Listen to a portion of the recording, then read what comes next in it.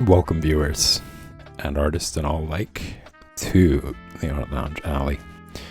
I am your host, and I'm excited to introduce you guys to part 2 of the special intro about Gil Elvgren. He is one of my favorite artists. He's one of the well-known pinup artists and very influential, I want to say. Beautiful work. Let's get into it. What you guys are going to be seeing right now is where I left off last time. I was talking about all the different influences that Gil Elvgren had growing up. I went over artists like Charles Donna Gibson, Howard Chandler Christie, Harrison Fisher, and McClellan Barkley was the last one. And you guys can check that out. You could check out the first part by heading over to the video section in Twitch and clicking on the filter and selecting filter based on collection. Right? Was that it? Let me just double check. It's been a while, actually. I don't know if they've changed that over some time.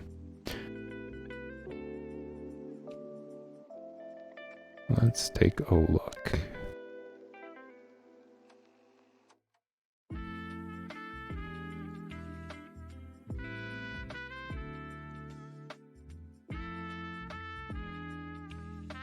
In the meantime, you guys can enjoy beautiful work of McClellan Barkley.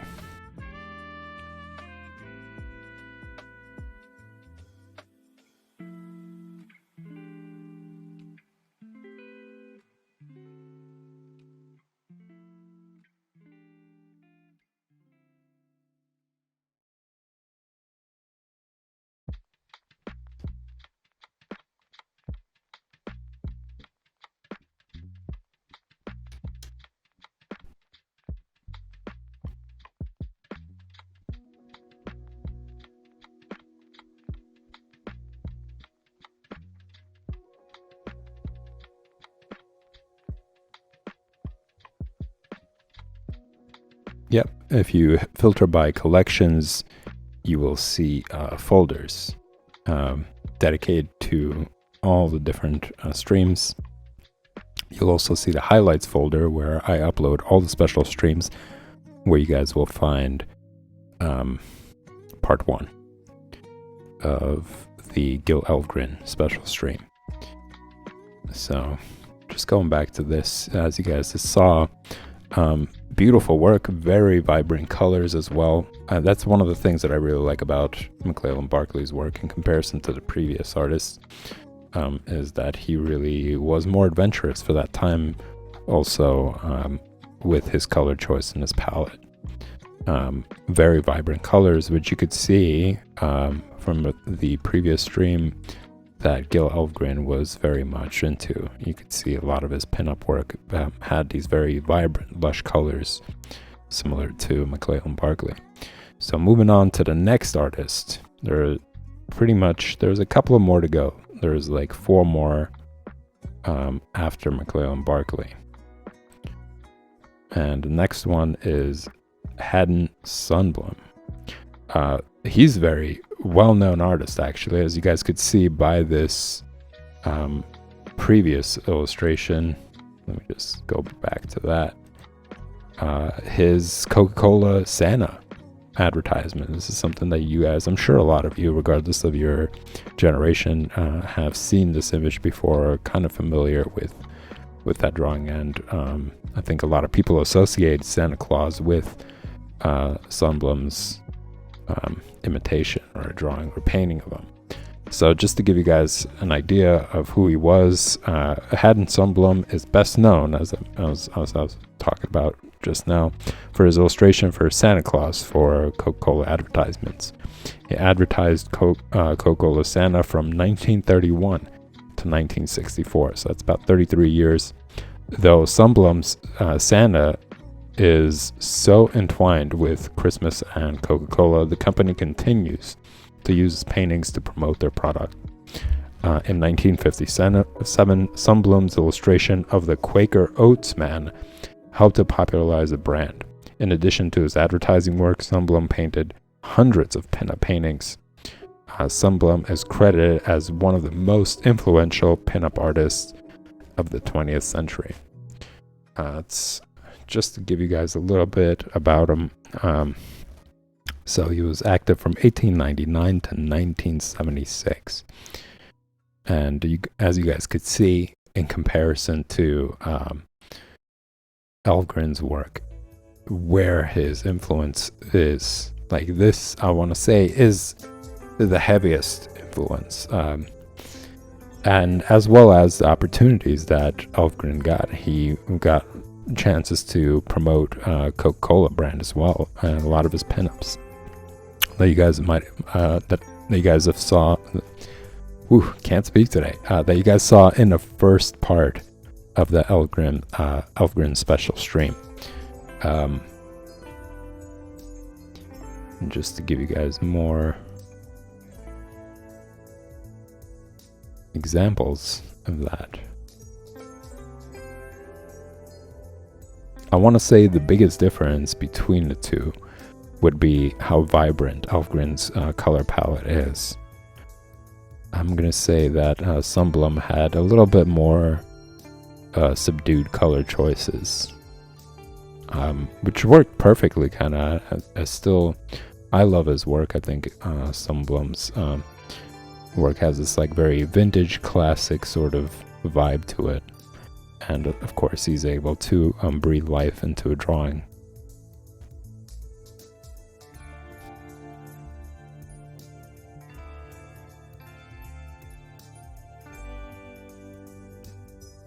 I'm going to say that their aesthetic is also very similar, Sunblom's and Elvgren's. Like the way that they exaggerated features on the face, they gave it a little bit more of a bubbly sort of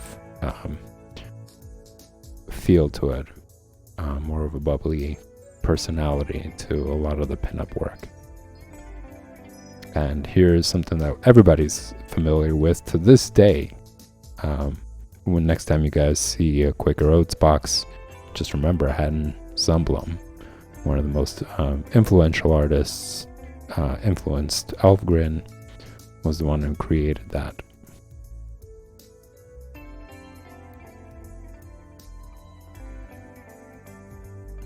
It's another piece, pinup work, beautiful work. But as you guys can see, his color palette is different. The skin tone has a little bit more of a subdued gradient to it. Amazing work on the dress, and all the folds really brings out the vibrancy and the texture, the material. You know, you want to say that it's, I guess it has like more of a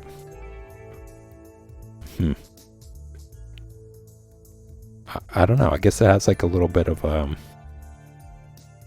foil kind of texture to it. Like there's a lot of luminosity that is on the dress itself. Very luminous dress. But yeah, the material is kind of evident there, because you know that it's not really cotton. It's somewhere between, like, because it's so sparkly, I want to say there's a lot of like sequins on it or something, or not really sure what the material is, but it's very cool. He's able to actually bring that out. Like in comparison to the gloves, and you could see that the material is very different.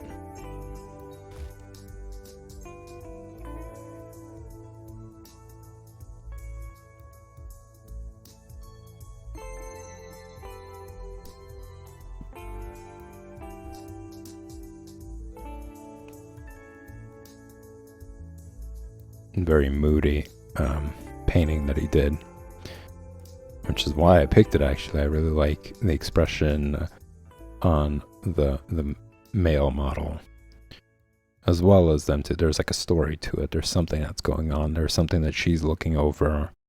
The model on the left is looking over into, and I want to say they're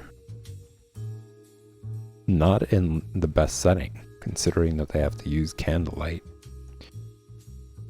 So it suggests some sort of turmoil or something that's going on, that's brewing. And just by her expression, the model on the left, you can tell that it's not something pleasant. As well as the male model, you know, they both aren't expressing this like very happy, joyous moment. It looks to be the opposite. And there's a little bit of concern and worry on all their faces. But very well done anatomically. Really brings out, brings life into the painting. And I really like how simple brush strokes have done the same. So for like the model on the left, if you look at the hair, there's a couple of brush strokes there that really bring out the highlights in her hair, which I really like. And you could see the skill that he had with his brushstroke, with his understanding of lighting, that he's able to do that. He could just quickly make one brushstroke, and it's enough to actually give it definition and give it character.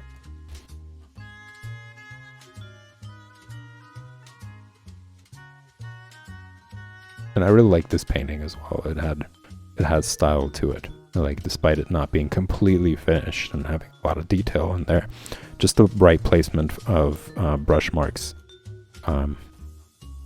gave it character and gave it life. And also a seductive sort of scene as well, right? From her face expression and the choice of colors that he used. Like, everything else is in a grayish tone, whereas her yellow dress is there, and it's very suggestive as well.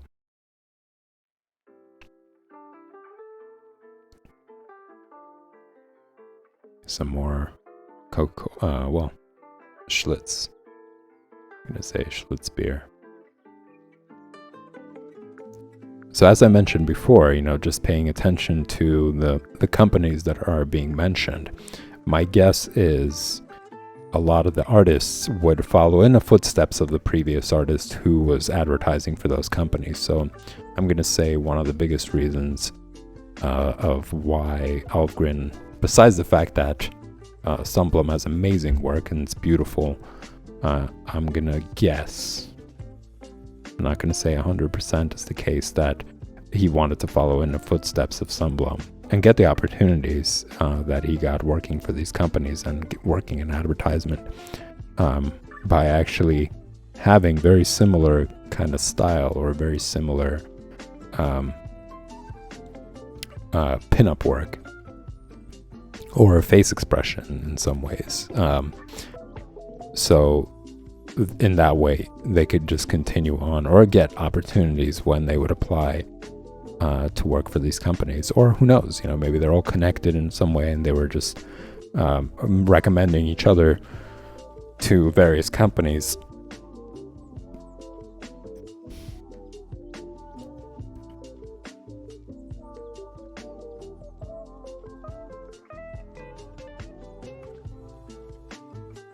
But there's obvious distinction between all of them. You know, what their subjects were, how they drew and painted them. There's still individualistic touch to everybody. So, as you saw from all the previous artists as well, them being listed as influence towards Gil Elvgren's development, they all retain their own sort of style and aesthetic.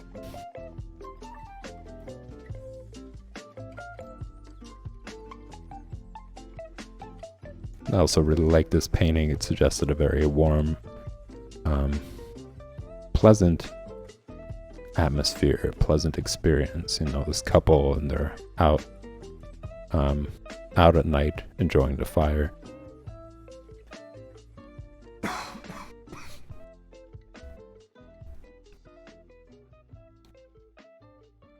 And I really like his color choices here. Like, as you could see, the red of her sweater, I guess, kind of comes down towards the red that's on the blanket as well. And it's mixed in with the pink that kind of works well with what they're laying on top of. Like I want to say this is like fall season or something to suggest that the leaves are yellow. But they're not too far away from each other. Like the color choices of that yellow you could see kind of seep into that blanket, and then it continues on into the pink. And then just all around, I want to say compositionally, as far as, and color choice as well, it's like unifying, because you could see some of the green that's on his pants, and some of the green that is in her stockings, I guess, and there's also a bit of green in her scarf that's on her head. Works well with the green in the foliage, like all the leaves there. So all that kind of brings it together. There's also some green on a canister that's laying against, I'm going to say, a rock where the basket is. So he just combined that. And there's also a hint of green in the night sky. It's a little bit of like a greenish blue, I want to say. So he has this like unifying way of painting everything. I'm going to say even the guy's jacket is like a purple, but it's within the same tone range, I want to say, that is similar to, let's say, the pink and the ground as well. There's like elements of, if you look at where the twigs are, there's a little bit of that purple that's also present in his jacket or sweater or vest. I'm not sure exactly what it is or what you would call it. But again, just to demonstrate how well he's able to unify everything within a painting to create this cool mood. And we're back to Santa. But I really like his work. I think it also has like a nostalgic feel for me as well, growing up and seeing these advertisements. I guess favors Sunbloom in my memory. Okay, now moving on to the next one, and also another favorite artist of mine. And just to have like a quick side note, a lot of these artists I didn't even know were actually connected to Andrew Loomis. I didn't know that. Not Andrew Loomis. Oh, Gil Elvgren. I didn't know that they were all connected. I didn't know much about Sunblum, but I did really like the work. You know, whenever I would see Santa, or whenever I would see the Coca-Cola advertisements, or Quaker Oats. You know, that's a classic one as well. I had no idea that they were all kind of connected to one another. And Andrew Loomis is something that is someone that I was really into while I was, I guess, learning more of like the academic foundations of drawing, you know, having to figure out how to understand the figure three-dimensionally, and how to learn drawing hands, etc., that sort of thing. I'm going to say Andrew Loomis was an influence, and I think it's just funny how all of them are actually connected. And when I learned about Gil Elvgren, I didn't at the time, or when I saw his work at the time, I didn't know that all of them were tied into it as well.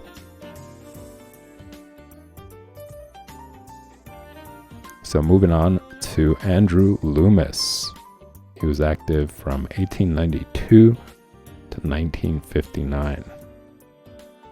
And just to give you guys a little bit of insight about Andrew Loomis.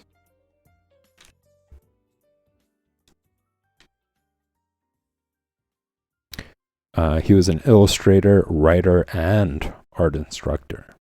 He's best known for a series of instructional art books printed throughout the 20th century. Loomis also studied at the Art Students League of New York under George Bridgman when he was 19. So just going back on previous notes, Art Students League really does have a big reputation with a lot of these artists as well. And so does George Bridgman. I think if you guys check out his work, you'll see that he also has some pretty insightful books about anatomy, about the figure, how to construct a figure, and that sort of thing. He worked for a couple of advertisement agencies before opening up his own studio in downtown Chicago in 1922. So he was he was 20 years old when he opened up his studio. And again, I think a lot of it is different times. Those were booming times. I think that the way the economy was in that time period was to try and encourage people to stimulate the economy as much as possible. So I think that rent was, of course, a lot cheaper. People were able to save a lot more. Opening up businesses was was encouraged by even young people now, whereas now I think nowadays it's more of like a class thing where if you can afford it, you can open up your own business. It's not as open as it was, I want to say, back in the day. And of course, as far as like wages go and how much people are able to save as opposed to invest is a huge difference.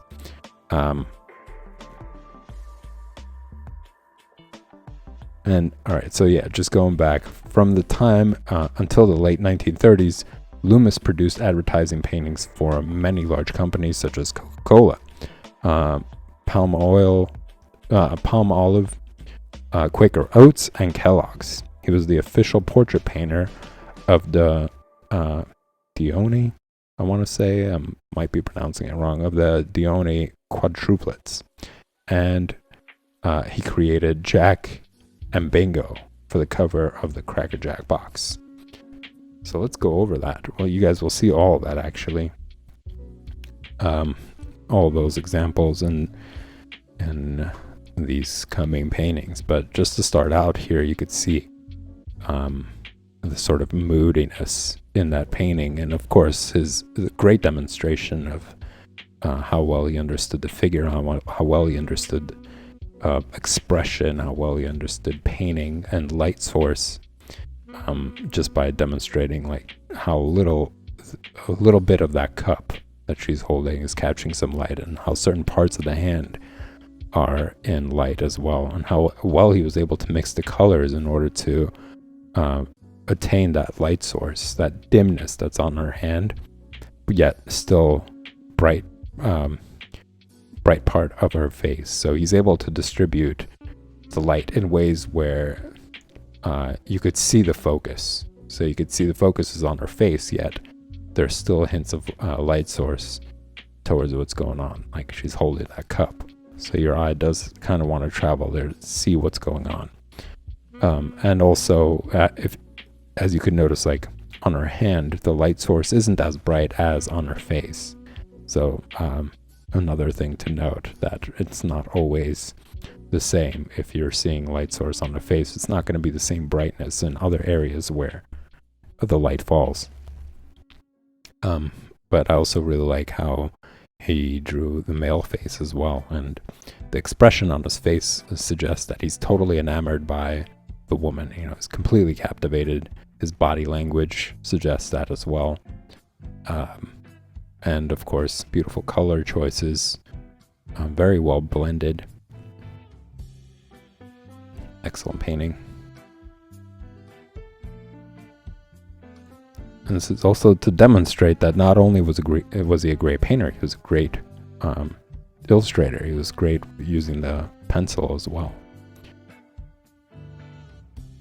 And you could see that from his shading as well, his understanding of the figure, and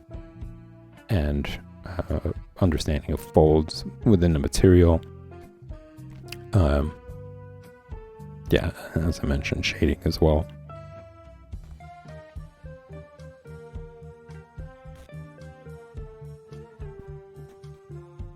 And I also like his compositional choice. Like, you could see that she isn't right in the center of the painting, or the center of the drawing, or the page rather, that she is more so towards the left side of the page. But the way that he drew it, the composition of it all, and how the cloth of the material that is wrapped around her waist, or I want to say it's her dress, also is part of the painting.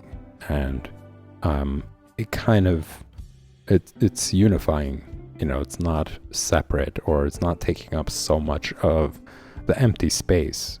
He did it so well by adding that shadow in the background as well. Kind of filled up a lot of the empty space, and yet still having her be the center focus of the drawing.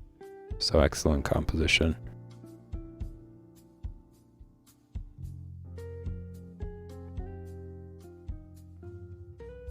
Great example of color use here. I'm going to say how he mixed skin tone, and you could see just on her legs the various colors that he chose in order to bring life to all those features.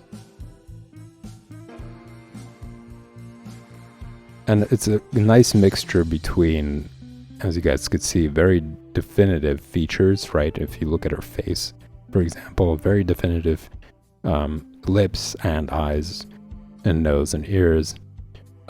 Same thing with like parts of the hand. If you look at the hand on the left side, right, it's very definitive, but there's softness when it comes to the cloth that she's laying on. It's not as heavily defined, but yet just great brush strokes in order to say there's folds there and that there's shadow there.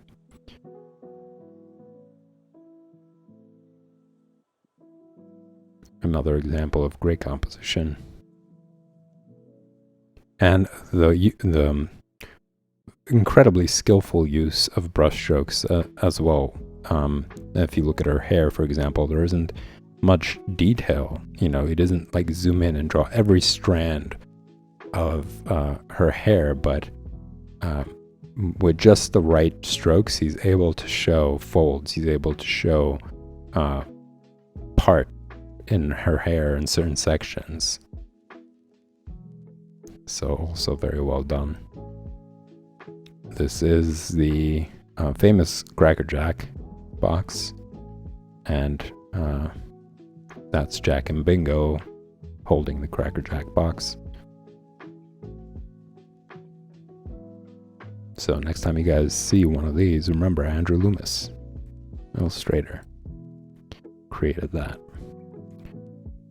Another example of how great he was with graphite. I mean, look at the face. It really, really seems alive. You know, it looks like a photo that was drawn, or it just looks like a photo with like a drawing filter on it. It's just so well done. Like anatomically, it's so correct. It's something that I talk about very frequently in figure drawing basics, is the idea that if you don't really pay attention to minute details when it comes to, let's say, rendering something like this that's realistic, if you don't pay attention to these little details, like making sure the eyes are on the same line and the nose and the nostrils follow that same direction, same thing with the mouth, like all those things, if you don't pay attention to them, they could break the drawing. This is an example of how it's not. It's the total opposite of it. Like he's able to capture all those things so well that it just looks like a photograph. It looks like a real person, or the person is like actually alive in some ways. And I think that's just the magic of beautiful artwork, of being really in tune with your work, with the subject, with what you're doing. Also love all the little, all the lines, the sketch-like lines on the dress, showing different folds, and you could see the directions of his line work, indicating, okay, like here's where the fold goes downwards, here's where the fold is going a little bit more upwards, just with the directions of his lines and line strokes. And you could see that despite there being such precision, right? Each line drawn next to each other is so precise that still there is like a bit of a free-flowing sort of, I want to say, careless couple of pencil strokes going all the way down to where he signed the drawing, just to demonstrate how much control he had over his line work and how well he understood the aesthetic of what he's doing. as well as the cross-hatching that you see on the wall on the left side by her arm. You can see that there's a bit of cross-hatching there, but the lines are so well done, and it's so close together, it's so packed together, his line work, that it really just creates 3-dimension almost.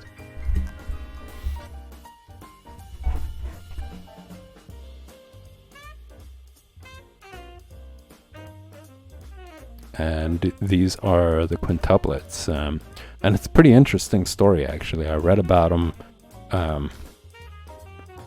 It's also kind of sad, you know. They were the first ever quintuplets. He was the painter for him. He's done a bunch of paintings, actually, of them, because everybody was marveled by that reality, that there could be such thing as quintuplets, and they all look the same. Unfortunately, only 2 of them survived past their 20s, I want to say, or 30s.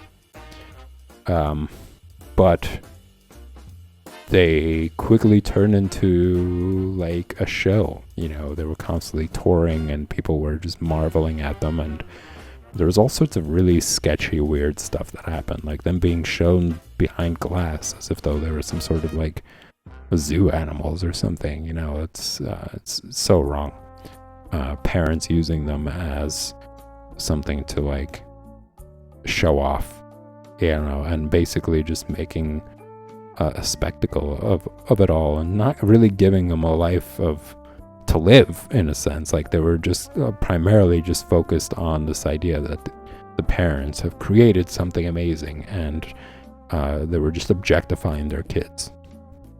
And there was a lot of, well, from what I've read, there was abuse there, and it was parents weren't great. The father was insane. Well, both of the parents were pretty insane, and they were saying that it was a very sad house to live in.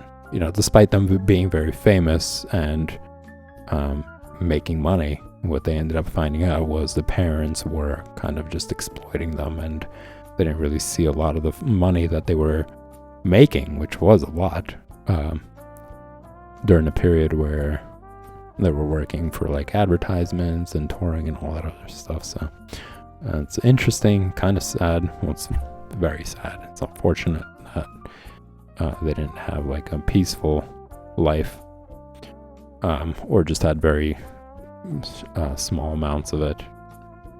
But the paintings are great, done by Andrew Loomis. You guys can check those out.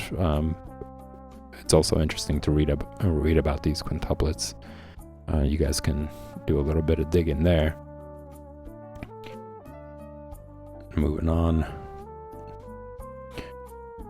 Another example of beautiful work.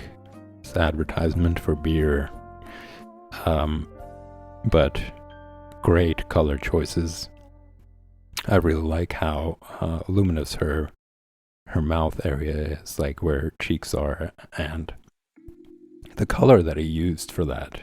I'm going to say, when it comes to painting, it's very challenging to do that, you know, to combine the colors together in order to portray all these things, like really vibrant light source and having it work with everything else. Or skin tone, like I would say that is probably the most challenging one. There are some that are pre-mixed, but still you would have to have a really good understanding of how to mix colors in order to create the right color for shadows, let's say. You know, it's not as simple as just like adding a little bit of brown. You know, it's a mixture of all different types of colors, and as you guys saw in that example of the model who was laying on, I'm going to try to bring it back to that. Here, you know, just having all the various colors that are combined over there. Like, there is some blue, there is some yellow, there's red. Obviously, there's white there as involved as well. There's like cadmium yellow, like all sorts of colors just for the skin tone. And you could see that it varies throughout the figure. It's not just a solid color going all the way around. It's like multiple different colors depending on different parts of the body and what the light source is when it comes to it.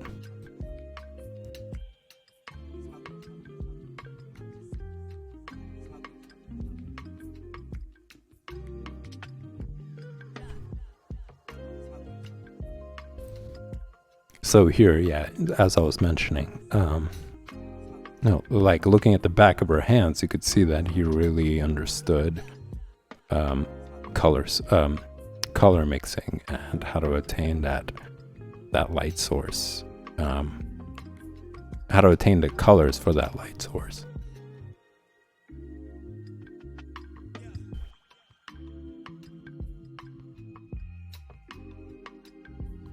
And also just that warm glow that's right by her chin, you know, that's all around, like for the inside of her headwear to her chin to the clothes.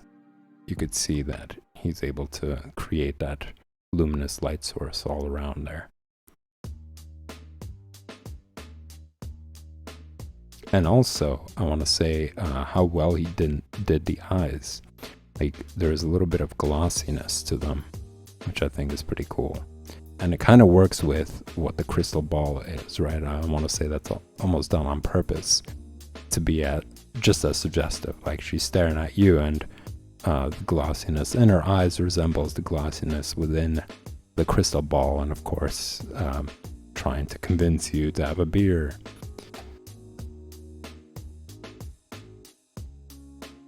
It's clever. More examples of not only was he an amazing painter, but draftsman as well.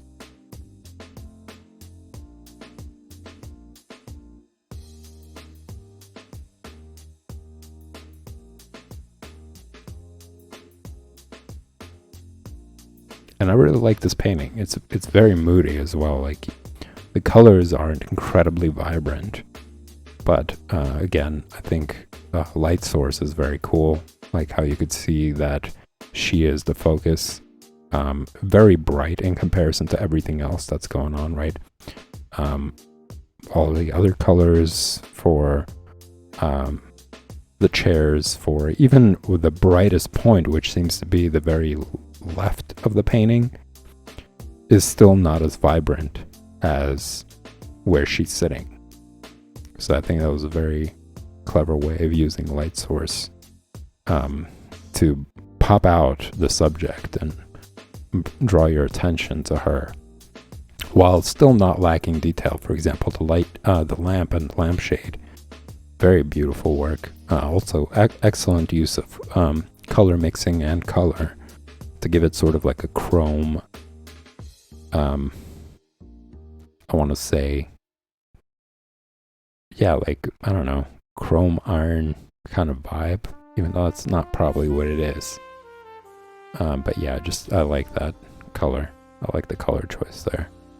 It works well with everything else that's in the room as well. Like, you could see, like, the roses in the background, they're kind of subdued as well, and they're very the color is very similar to the furniture that's around the books as well. The colors of the books, they kind of match the desk that she's sitting on behind, and the drapes in the background. It's all very well unified.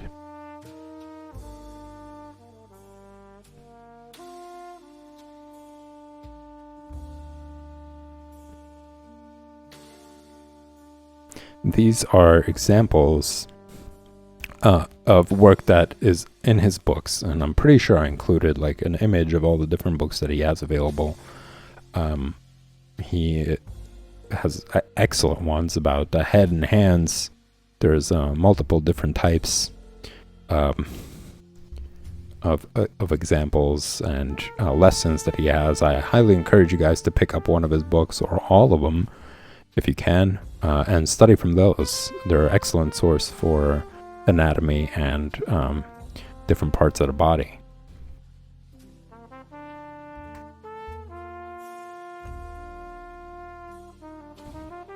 Another very moody scene. But I guess this is more of like a personal choice because his work is very extensive. There's a lot of work, but these paintings stood out to me the most because I think they created a mood. You know, there's a very romantic mood as well. You know, they're sitting under candlelight and they're staring into each other's eyes. Obviously, she looks completely enamored by the guy. But I think it was just a beautiful painting because it captures that. You know, it doesn't seem acting like they're acting. It doesn't seem like it's staged, even though it could be, right? It could very well be staged, or it might just be from his imagination because he has such a great understanding of all these things, like, you know, as I mentioned, composition, color, anatomy, and figures, and all these different features. But yeah, it could have been something that he saw, or it could be some people that he knew. But whatever it is, I think it was just great, great demonstration of his understanding of all those things.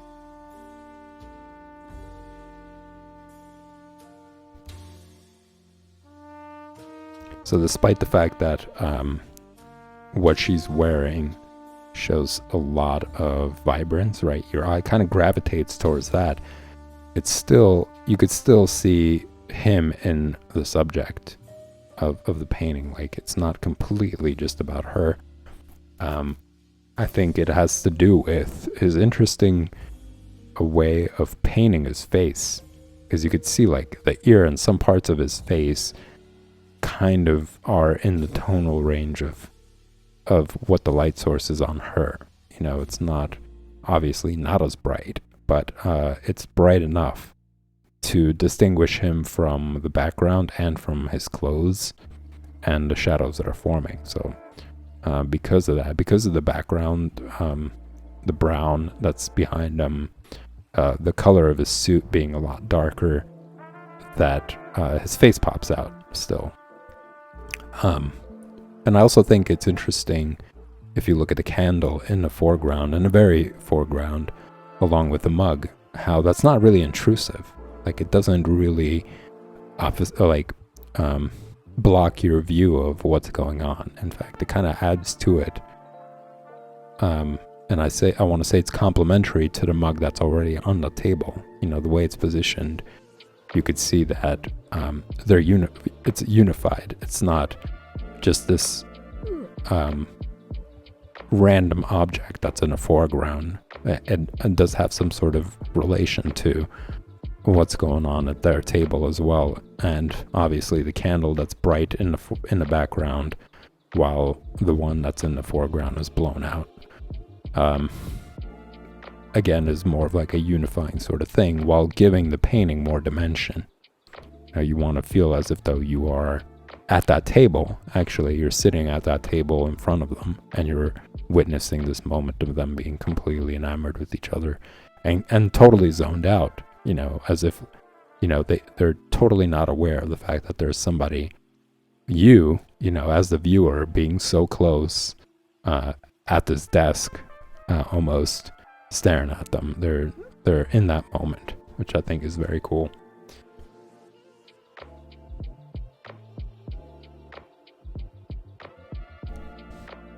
I really like this one because I think his color choice is very cool. I like the white, the red, the blue, and the black combined together, and also how that kind of works with the color of his eyes. Like, I want to say the color of his eyes and the jacket that he's wearing, they're kind of similar. So again, it unifies everything from the top down. Also like the expression on his face.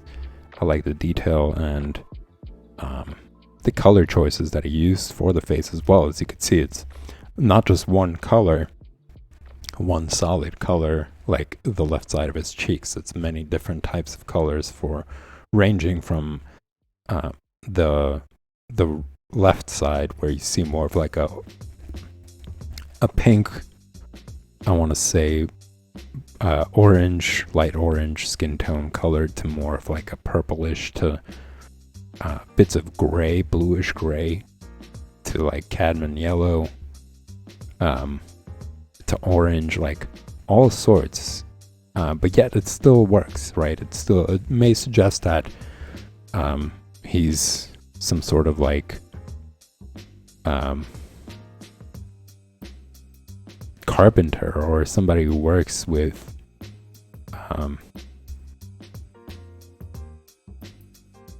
fabric of some sort. I don't know. And he has like all this different type of ink all over him. Who knows? But I liked his color use there, and also just his amazing understanding of anatomy. And again, there's like emotion there, which I really like. I don't think that,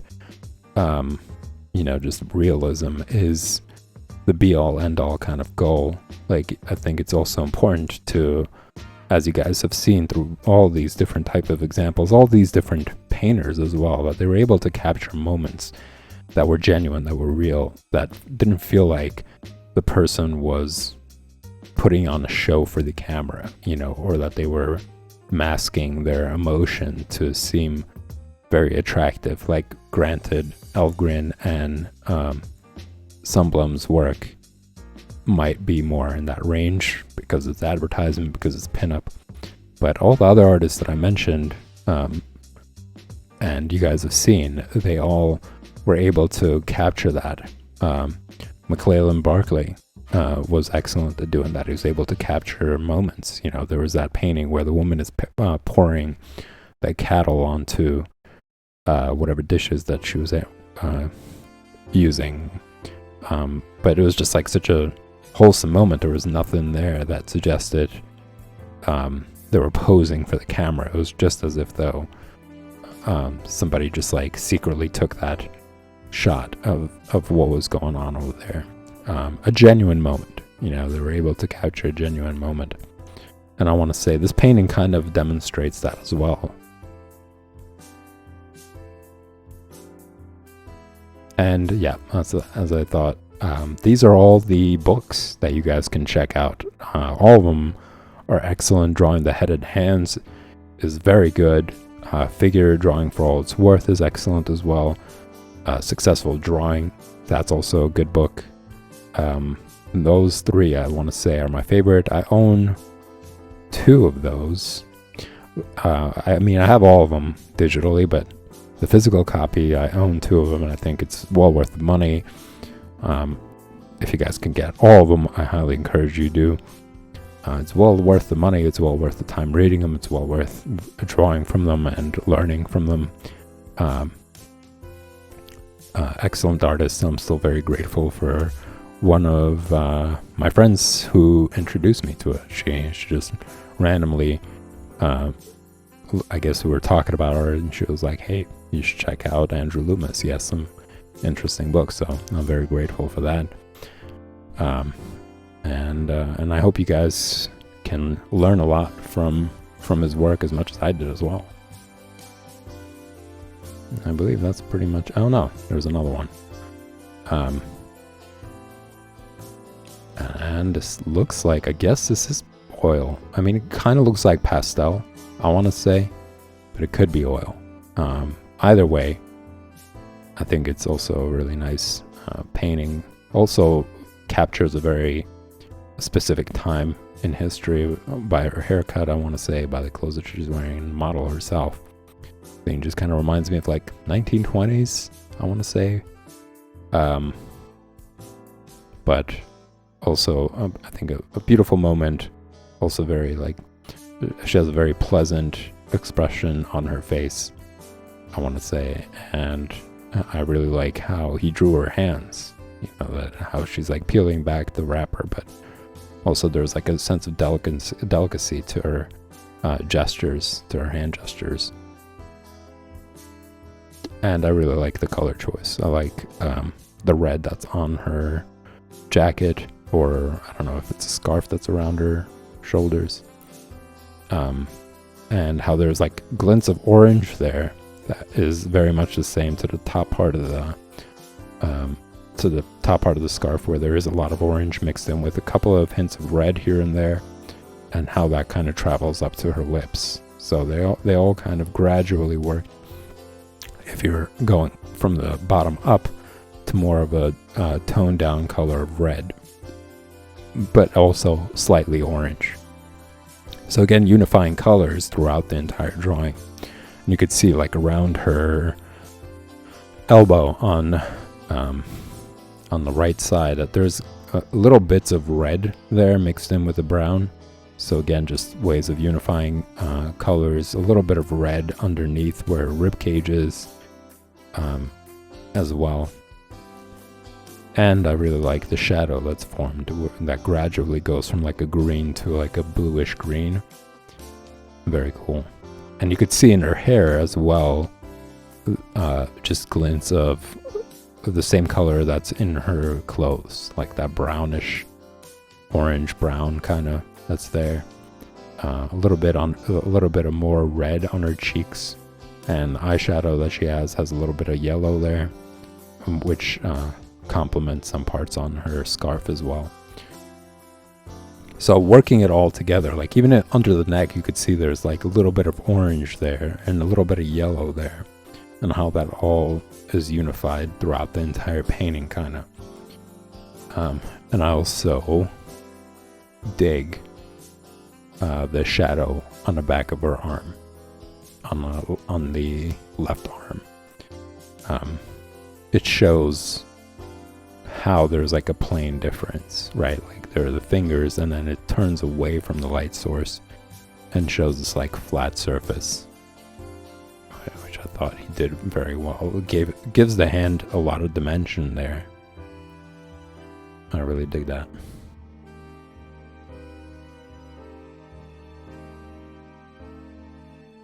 And some drama there.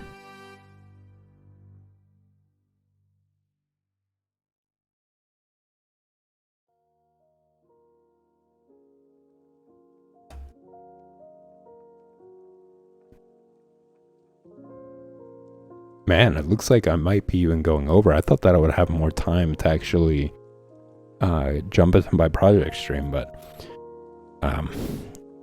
got sucked into all these paintings. It's great. I'm really enjoying it, and hope you guys are too. I'm having a blast talking about all these paintings, introducing you guys to all these great artists. There's a couple of more artists to go, so I'm gonna finish up with them before I end the stream. But just to talk about this one real quick before moving on, I really like the drama. I like that the painting shows a story, something that's going on obviously there. She found him actually, and it seems like he shot himself by the suggestion of the gun that's in his hand. And she's just terrified to find him in that state.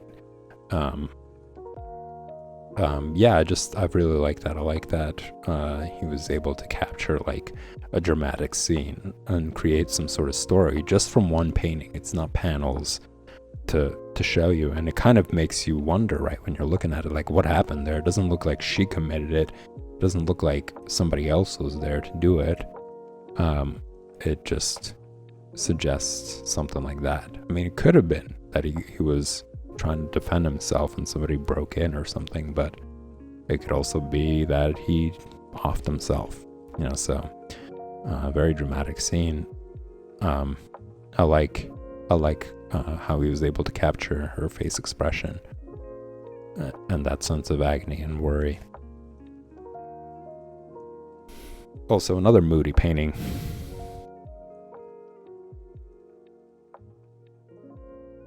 I believe this is the last one. Yeah, this is the first that you guys have seen. So that's Andrew Loomis. Highly encourage you guys to check out his books. Next in line, we got Charles E. Chambers. Right off the bat, also, I really liked his color work. I like that like lime color. It's like yellow green there. It's very bright, but at the same time it works. It doesn't jump out completely isolated. Like that orange, even though it might not be as bright as that yellow, but it kind of works to complement that color and not completely isolate it. Also like the face features on her. I like the face expression as well. Like there's a sense of confidence and at the same time joy that's in her face, and calmness. Something about her eyes that I want to say says all that, as well as how he drew her hand.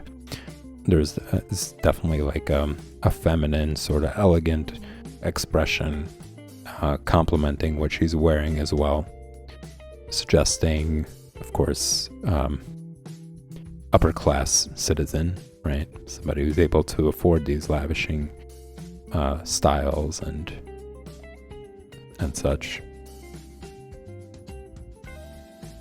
I'm going to say 1920s, 1930s probably.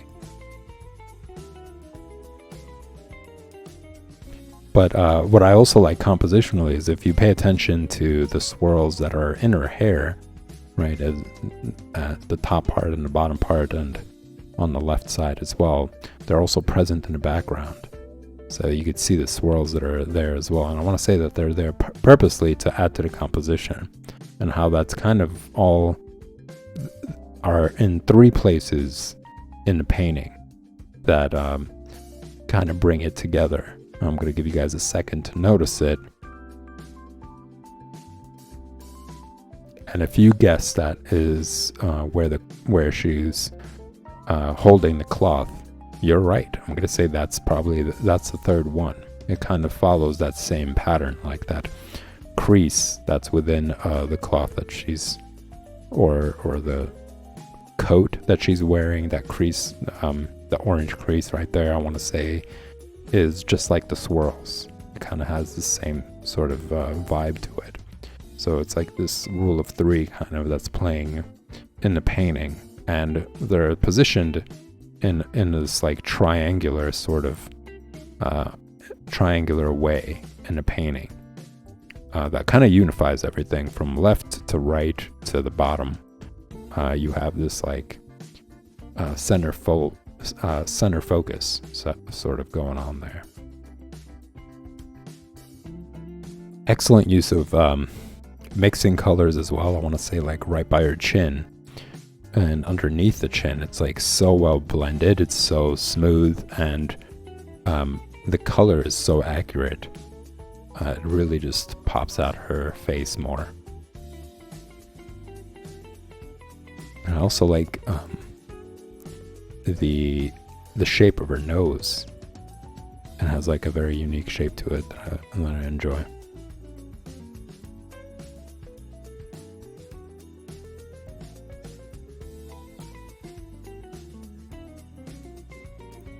Here, I'm going to say excellent use of light source and color, and how bright and luminous those areas are. Also adds a mood, like, and I like the pattern that's on the piece that he's holding. It kind of creates a very unique design, I want to say, and it kind of works with like the leg of the other furniture that you see in the background, where the furniture that's getting a lot of the light source. I want to say it works well with that. Also with the harp, I want to say that's on the desk. The curvature in the harp, the curvature in the leg of that furniture kind of goes along with the design of the piece that he's holding and he's like carving, he's working on. So there's like that unifying element that goes from left to right towards the bottom corner. There's that unifying part of the painting.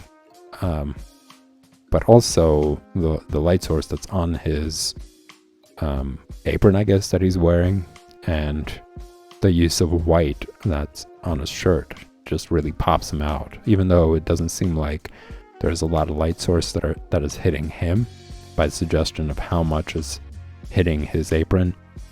He's still using the white in a way that really puts the carpenter, I'm going to say, in the foreground. It really makes you want to focus on him, despite there being other areas that are very bright in a drawing, in a painting, rather.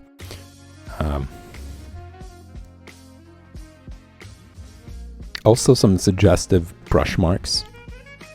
Like if you look at the top I guess that's like a bookshelf or some sort of shelf up there, but not a lot of detail. Just a couple of quick brush strokes there, but enough to give them like this solidifying presence. Like they're actually there. They're actually detailed enough, and I think that just has a lot to do with great use of light work. You know, if you know where to put the brush strokes, you know how to mix the colors well. You just have to create those quick brush strokes, and the eye kind of fills in the detail there. You know, I want to say it's something similar to pointillism. You know, with pointillism, your eye kind of brings all of the brush marks or brush dots together and creates this like color. But if you were to look and zoom in, all those little dots or brush strokes are very separate from each other, very different colors. So I want to say the same sort of thing happens here, where if you use the right light source, if you use the right angle for the brush strokes, and you use the right color depending on the light source, you're in the eye of the viewer kind of fills in the details.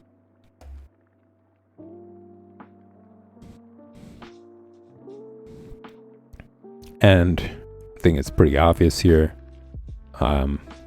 Great use of color once again, that vibrant green. And I'm going to say this is probably where Gil Elvgren draws inspiration as well. Like this level of vibrancy when it comes to color choice. Very complementary to her skin color, I want to say as well. Like she has that pale white kind of skin color, and the hints of red on her cheeks to suggest that maybe she's having a lot of fun. You know, she's been downing a couple there, and they're having a good time at a party somewhere. But yeah, great use of green there, and you can't really see what's going on in the background, but you could see that obviously there's somebody there behind her. So I thought that was also a very clever stylistic way of painting a scene. Also really like the hands, his hand, how he painted that hand over there. And the color of her lips as well. It all complements like the color of her dress.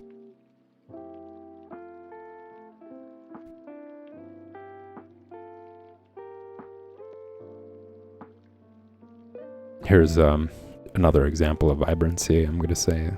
Obviously, it's like very much about her. I don't know, I guess it's like a scarf of some sort that she's wearing, but that is a really bright color. Yet it kind of works with the background, I want to say. Because that white, that's smog, or that like, I want to say steam or fog that's going on around, kind of complements that green there. And of course she has a little bit of green on her hat.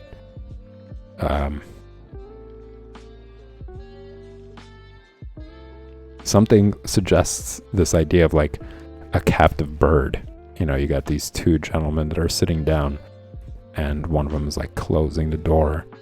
And I think it just has something to do with the feathery texture of her scarf, and also the feathers that are in her hair kind of make me think of that, or picture that concept.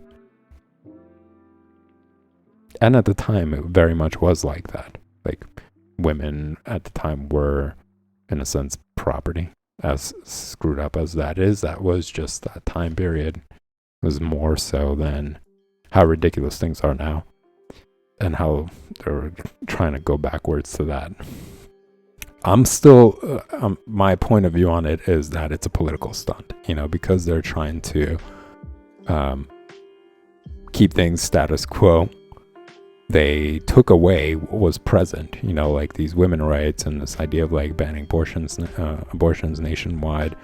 Like that was something that was present prior to all this like presidency fiasco, and now they're just taking that back and people are fighting for it, and now they're going to be like, look, we got it back. But there was no progress there. We just went back 2 years or 4 years, I want to say, or 3 years maybe. We just went back 3 years to when it was still legal. So we're not making progress here. This isn't something like, I want to say, if maybe abortions were banned and difficult to get up to like 10 years now, or like ever since the 50s, and now finally Roe versus Wade is codified, like, yes, we have a win. That's not a win. It's going back 3 years, you know. So part of me wants to say that they're kind of working on it together. You know, you keep the society in check by taking something away and then giving it back to them to say, like, look, we did this for you. Meanwhile, they're refusing any real progressive change, you know, meaningful change, things that will really impact how people view leadership, how they view the economy, how they view their taxes being spent. For example, providing universal health care, providing people with livable wages, you know, wages that allow them to save after they work, regardless of what their title is. You know, I want to say somebody who works at like CVS or whatever, like one of those companies or whatever, somebody who isn't working Wall Street, those jobs are essential. You still need those places to exist. You still need people working in supermarkets. So why shouldn't those people, since they're so important, be able to live a comfortable and a happy life? You know, those are important roles. You know, they should have the money to actually save and potentially get better jobs if they wanted to in the future, or just save and be able to enjoy themselves. They proved themselves to be incredibly vital at a time when a lot of businesses had to close down. They're essential to our survival, to our ability to eat and have places to go and get all that stuff. So I really don't see why people should be frowned upon and being said like, oh, you're just going to be a supermarket worker. It's like, yeah, it's essential to work there. It's important. So yeah, anyways, this idea is that's more progressive. That's actually getting somewhere. That's actually doing something. And I wouldn't be surprised if both wings are working together on that. You know, they're saying, okay, let's take this away from them, make them think that things are going crazy, and then we're going to come back and say, you know, we did it. We worked on what you demanded, you know, but really they're just putting back in place something that's been there and would cause a lot more problems if it wasn't. And I'm pretty sure they're well aware of that as well. So I think people should call these politicians out on that and just be like, you're not really progressing anything. You're just giving us back what we had 3 years ago. You know, we need some better delivery from you. We need better living wages. We need better education systems, better schools all around, more affordable, higher education, all those things. Like, if you want to actually prove to us that you're listening to the voices of the people like you're supposed to, like it's your job to do, then deliver these things. That would be new. Providing abortion rights, that's just doing bare minimum. That's just giving back to us what we already had. Anyways, that's my rant. It was brought on to by this idea of a bird being trapped by these two gentlemen who I'm pretty sure are in the fascist era of World War One.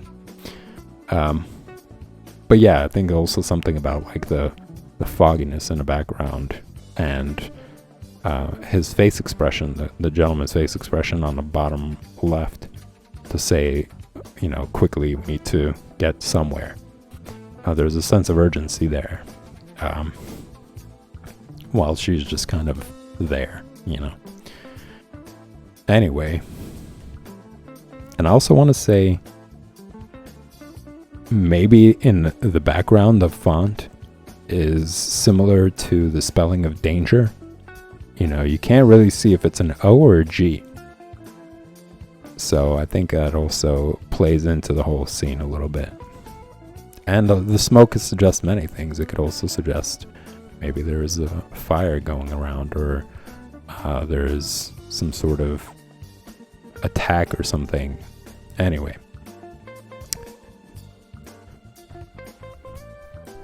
A lot of these artists actually, and as you guys have heard, were very, and as you see from the paintings as well, were very much involved with politics as well. I think it called for it at the time for advertisement to have a lot of it. As you guys heard about the previous artists as well, they were involved in like recruitment. They were doing illustration like Howard Chandler Christie's recruitment posters and suggestive paintings about military and all that other stuff. Like, a lot of them were very much involved, and during that time it was just like a thing that focus, and I'm sure for the right reasons, obviously, was the focus for many people. So just to give you guys more, I kind of jumped into talking about his art, but I didn't tell you much about Charles E. Chambers. So Charles E. Chambers was an illustrator and classical painter. He is most known for his Chesterfield cigarette ads and Steinway & Sons portraits that ran during the early 1900s. Chambers was also a student of George Brigman, another one. As you guys have heard, Andrew Loomis was also a student of George Brigman, and there were several other ones. I want to remember which other ones here.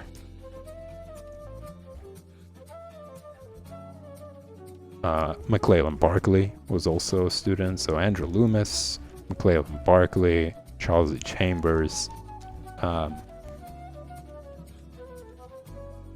Was there another one I want to say?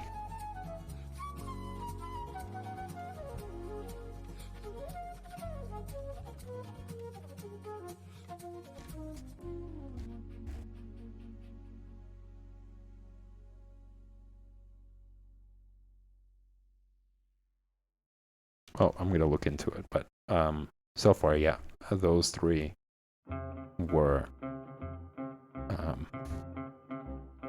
was pretty sure there was another one that was involved with Brigman. All right, I'm just going to go on with this. So, but in the National, he was a student of George Brigman, but in the National Academy of Design. In the beginning of his career, Chambers illustrated a short story series centered on a con man, get-rich-quick Wellingford. Throughout his career, he would continue to illustrate short stories for writers that would appear in magazines Harper's, Cosmopolitan's, Women's Home Companion, Ladies' Home Journal, and McCall's. In the 1920s, Chambers was commissioned by the Steinway & Sons. As you guys have noticed, Steinway & Sons is another company that really took on a lot of all these different illustrators. So just this repeating theme with these companies, it's really interesting how they were picking up all these really good artists. So Steinway & Sons to paint portraits of popular pianists. These portraits of pianists, which included Sergei Rachmaninoff, Joseph Hoffman, Rachmaninoff being one of my favorites, Alfred Cortot, and Paderewski, hopefully I pronounced that right, were widely reproduced for many years. 9 years to be specific. Chambers was also responsible for illustrating billboard advertisements for Palm Olive, another brand or another company that hired illustrators. Palm Olive oil, soap. His illustration his illustrations set standards for 20 by 4 outdoor posters of the time. I want to say 20 by 24. No, that might have been an error. So 20 by 24 outdoor posters of the times. So he set a pretty high standard for it. Chamber's style of painting has been described as extremely competent, marked by subtlety of values and color. The use of color was considered his strength. And I'm going to say that wasn't his only strength. Like, he's obviously very good at figure drawing. He's at anatomy. He's able to really draw faces well and expressions well. There was a lot to it beyond just color and value, in my opinion.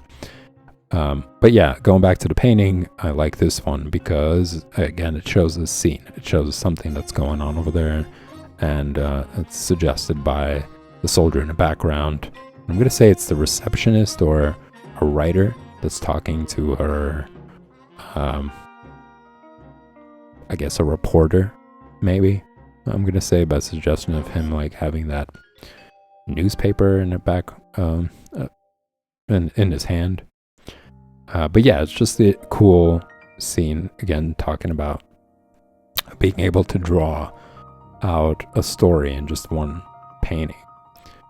And I really like that about it. Compositionally, I do like his color use here. Again, it's that like red, if you see the book, the color of the book, and then when the seat that she's sitting on, some markings on the paper also having a bit of that red, to the color of the guard's lips having a slight bit of it, and then just having a various use of like black and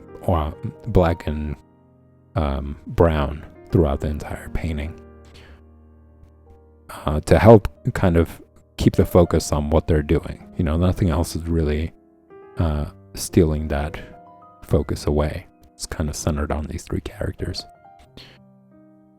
And then here, I want to say, is a perfect example of his strength in using color. Like, I really like the warmth of the scene. I think it's very beautiful. It's like this old couple that's obviously enjoying each other's presence in this very cozy setting, and having like that furnace in the background, just emanating like heat and warmth. And as you could see, like on their face, kind of suggests that as well, that they're nice and comfortable in a warm setting.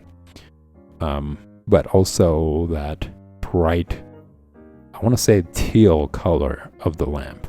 I love that. I think it really also adds to the warmth of the whole scene. With that bright red, not really sure what that is. But whatever it is, it's a nice color. It kind of works with the flushed cheeks and on both of them, both of the people in the painting, and of course the color of his shirt is complementary to the color of the lamp itself. So again, it's like that unifying element. And there's that wire that's kind of an odd place. Like, it's a really uncomfortable place for the wire to be, because it seems like it's coming off the table, it's on her, and it's attached to the wall. So she's kind of like ducking this wire. It's a really weird placement for it. I wonder if that's on purpose. Well, it must be. But you could see that on the windows, that there's like frost that's forming, and even that there's to say that there's some snow that's collected on there, so you know that they're toasty in there. And everything kind of suggests that, like, there is like warm colors all around. Like, even the desk itself, even though it's not extremely defined, you could see that there's like a bit of red, brownish red there. You know, that kind of complements the furnace, that whatever piece that is in the background, as well as the pillow that he's laying on, and the colors in their face as well, and that ball of yarn. And also, I guess what's holding the drape together, it's like a pinkish one, so it's like unifying all around the painting, kind of goes all the way from left to right. And the chair that she's leaning on as well, it's also kind of red as well. Well, it is red, so it's well put together.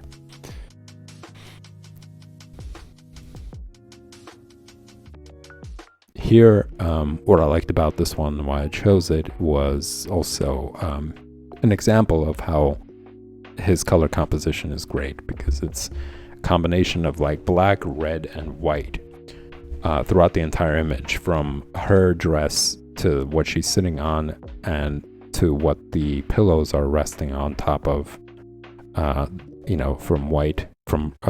black of the desk to the white of her dress to the red of the pillows to the black of the furniture, as well as like the plates themselves. They're white, there's red on the plates, and then there's also hints of black on the plates being on the black countertop, and then the white plates with the black countertop and the red centerpiece.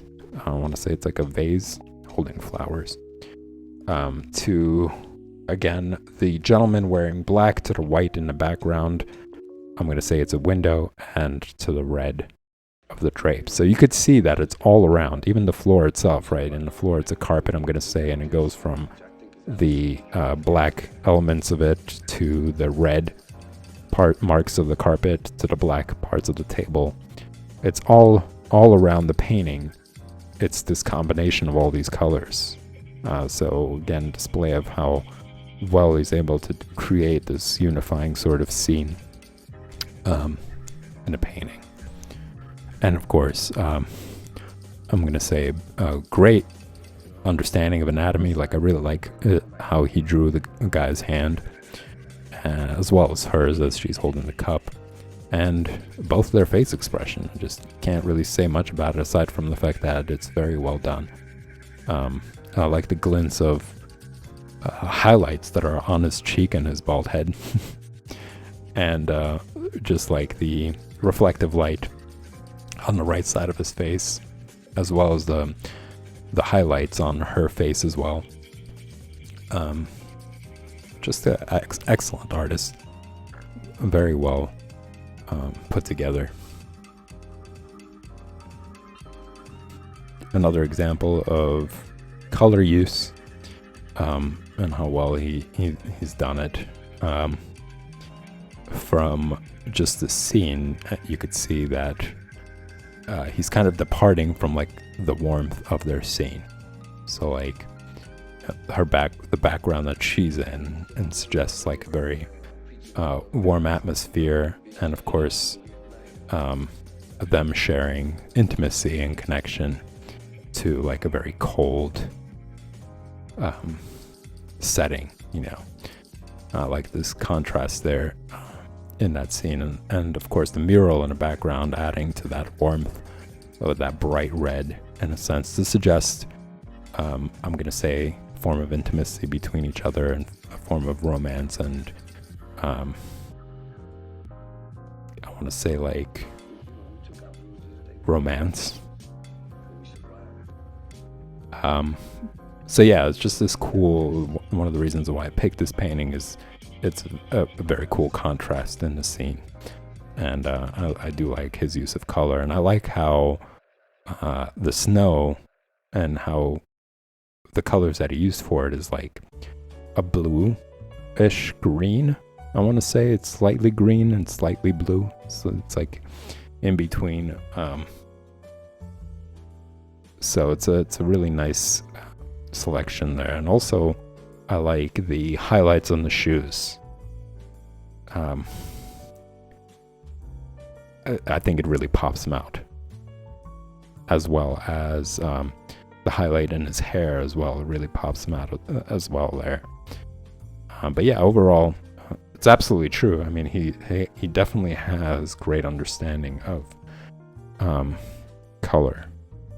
But as you could see from the figures and how he draws like hands especially, and faces and expressions on there. He's also very good at anatomy. He's also great at storytelling. Like, it is a very cool scene. I like how he created it from with just adding that pillar on the right side, you know, just to add perspective. Again, foreground, background sort of perspective there.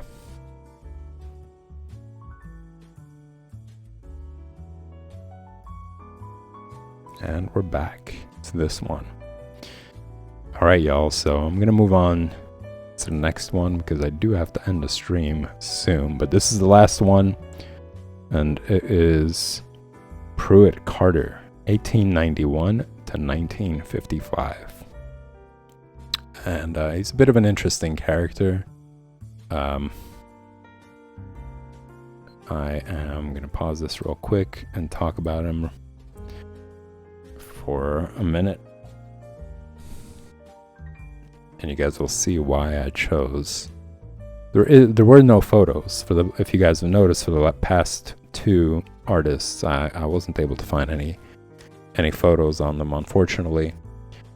There isn't that much about Pruitt Carter, but Pruitt Carter was an American illustrator who taught at the Grand Central School of Art and the Chaudnard, maybe I wrote that wrong, the Chaudnard Art Institute. He taught with N.C. Wyeth, who was also a very important one, you guys should remember that name, and Harvey Sun. His illustrations appeared in Life, Good Housekeeping, McCall's Ladies' Home Journal, The American Magazine, and Women's Home Companion. Again, very repeating companies. You know, Life magazine has been present with a lot of these artists. McCall's Ladies' Home Journal and Women's Home Companion. These are all companies that really hired a lot of all of these artists, and all these artists are within the same time frame. If you guys have noticed, they're all born kind of in 1890s. Carter married in about 1920 and had a son who was disabled from birth. About December 1st, 1955, Carter killed his wife and son while they were sleeping and then killed himself.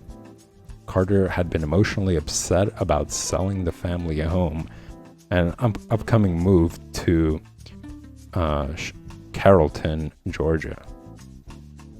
His body was found with a .45 revolver in his hand in his son's bedroom.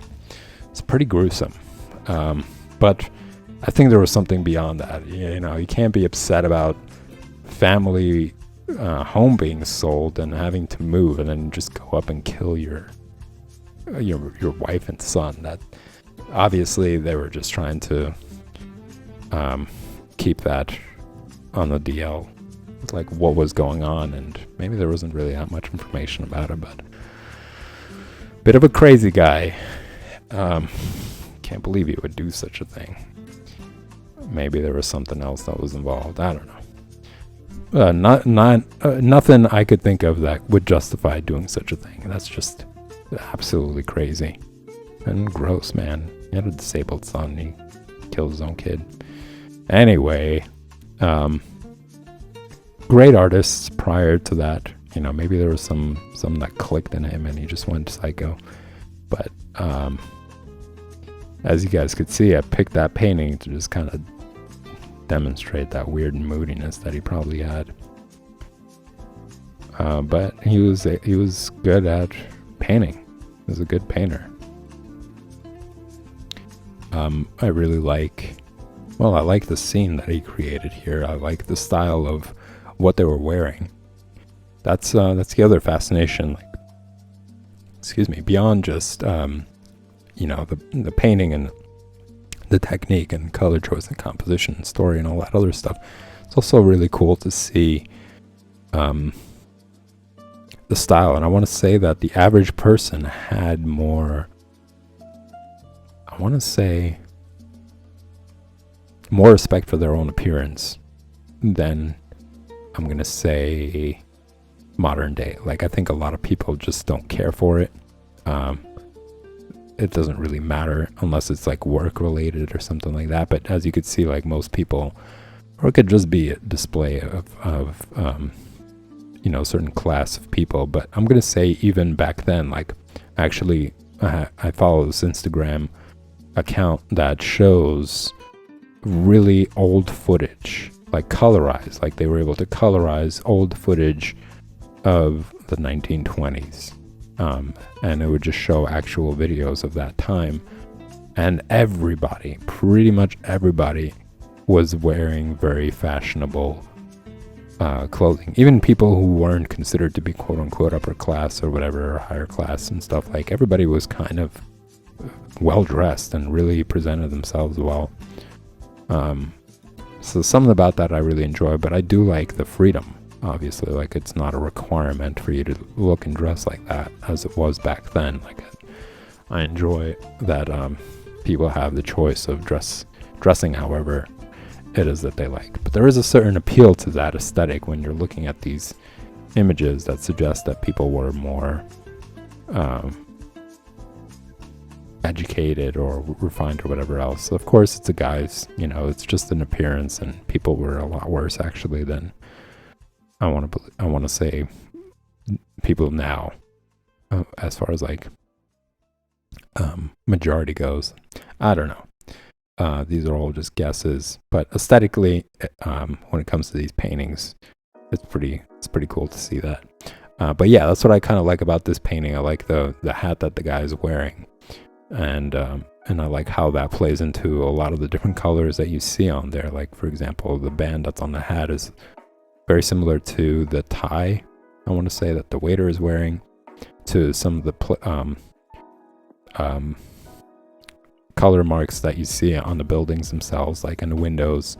There is that color present there as well as in some of the shading.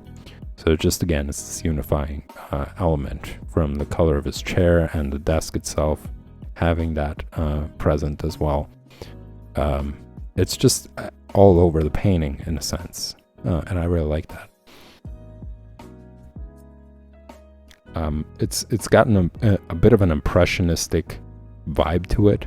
It's not incredibly defined, crisp lines showing you like all the windows and every single detail within the window, but it's just detailed enough for your eye to finish what's going on over there. And I think that's actually very skillful, very experienced level of painting, when you could do that, when you could just not have to go into crazy amount of detail, especially when it comes to the backgrounds and windows and buildings, and knowing just the right amount of lines and just the right amount of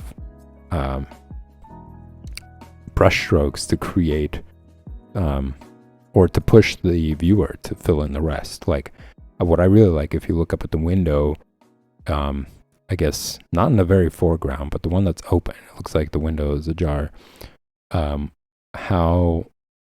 isn't really anything definitive about it. It's just these clear, bright lines suggesting that it's open. And then you kind of fill in the rest. I think that's very skillful. I really enjoy that. All right, so moving on. Very bright colors here, I'm going to say. I think that's what I really liked about it, from the yellow of the grass to the scarves that they're wearing around their necks to the jeans, and the color of the jeans kind of are more on the vibrant side. Yeah, I dig this this painting. I think it has a bit of a designerly feel to it as well, like some like graphic artist element to it. And I want to say that has something to do with the pattern of his shirt, because he chose that as the pattern for the shirt, as well as how kind of like there's barely any detail in the sky. It's like really white, so it's this very stark difference between the sky, the green on the of the grass on the hills, and the color of their clothes. And also the horse is very well done.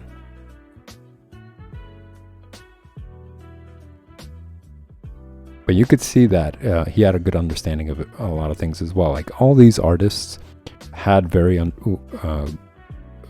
skillful understanding of all these elements: composition, color, story, how to position the subject within the painting, mixing colors, anatomy, all those things. It's just they all varied because of the artistic eye. You know, like every single artist, the way they see things, the way they chose and what they chose to paint brings about their individualism. You know, it's not so much like, oh, they're exactly the same, because they all understood anatomy, composition, color, mixing, you know, subject and story. Like they're all the same kind of, no, they all had that foundation, but they all had very individualistic elements about them. Going on over here, it's kind of hard for me to figure out exactly what influence Gil Elvgren had, aside from, you know, there are moments where there is vibrancy in color, but I'm probably going to say it's his great understanding of anatomy. Like he does have a very good understanding of anatomy. Of course, he has a very good understanding of color mixing, so that could have been the inspiration. You know, could have been just as simple as that. But here, I think, once again, it's this, there is a designerly element to it as well because of that background. I'm going to say it's like an Eastern sort of design. I'm going to suggest. But I like how it also captures this very intimate moment that these two women are having with each other, while you could see that in the background there's a lot going on. That this is a packed room, that there is music playing and people are dancing and laughing and being loud, while these two are kind of like exchanging secrets. So it's kind of cool.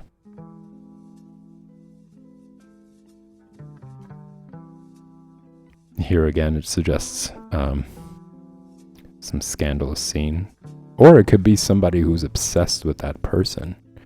You know, that he has a wife and she's like this creepy stalker who's like spying on him and being jealous of the woman.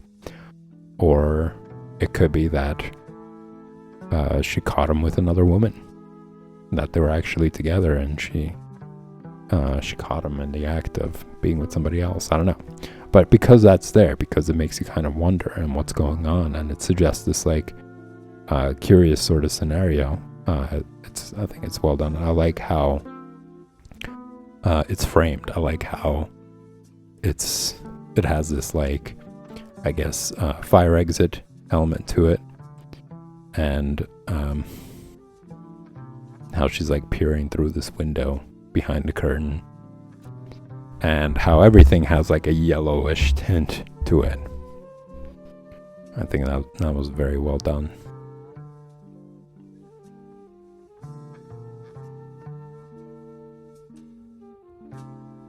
Here, it's probably more to do with a photograph, like how they took the photo of it, but I think what I like about it is that there's glossiness to it. So it probably has to do with his medium and how he chose to finish this painting, but it has, because of what the medium is, I think it just enriched the colors more. So I really, what I like about it is the colors. So for example, in the background, I'm going to say that's probably a mirror that's reflecting what's going on. Or it could be an entrance or exit, but I like how it has some of that bluish green and red mixed in with the colors of the background of like the yellow, and how that's present on the opposite end. So you got that at the top in the mirror, the blue, the red, the yellow, and green. And then if you look at the bottom, where the women are sitting. There's also that a bit of red there on the what is that, a pot, I'm guessing. So the pot is there, it's a little bit red. And the woman's dress, that's the same kind of like bluish green, I'm gonna say. Just unifying everything together.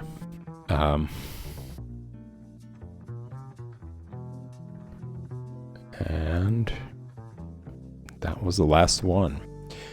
It's well over the 1 hour mark, everybody. I hope you enjoyed that. I really did as well. It was a lot of fun going through each and every artist. There's a lot more to come. I'm gonna try to keep it shorter for other streams. I'm not gonna go through as many artists. We covered 4 artists, and each one of them had about, I don't know, 10, maybe 12 images. But for the future ones, I'm going to try to keep it a little bit shorter for the sake of being able to move through and get to more of Gil Elvgren's work. But what I really did enjoy about each and every one of these artists is that they had stories to tell as well. It wasn't just about, the figure. It's a little. I wanted to include a mix. As much as I love Gil Elvgren's work, I also really like that I was able to bring in artists who also created other scenes as well. It wasn't just figure drawing throughout both of these streams. But anyways, I'm gonna keep working on it. There's gonna be more parts to come about Gil Elvgren, about other artists. So you guys might want to check back in next week for part 3 and so on. And that pretty much does it. If you guys enjoyed the content, remember to hit the like and subscribe button. They both will be greatly appreciated by yours truly. And I will see you guys tomorrow. Same time and place, 8 p.m. Eastern Standard Time, right here at the Art Lounge Alley.